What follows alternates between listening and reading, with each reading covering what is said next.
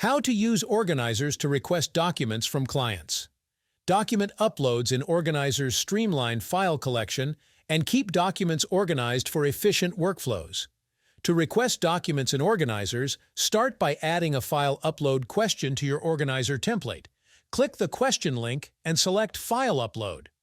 By default, clients must select an existing folder with Client Can View and Edit access to upload files. However, to keep everything organized, you can pre-select a destination folder.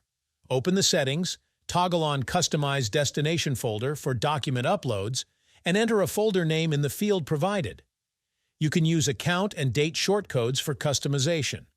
If you want to receive notifications whenever a new document is uploaded, even if the organizer is incomplete, toggle on Notify About Document Upload. The folder name will appear on the template editing page. You can click Edit to modify it or Unset to restore the default setting. After finalizing the template, save it. To send the organizer to a client, click the New button at the top of the page, choose Organizer, specify an account, select the template and click Create and Send.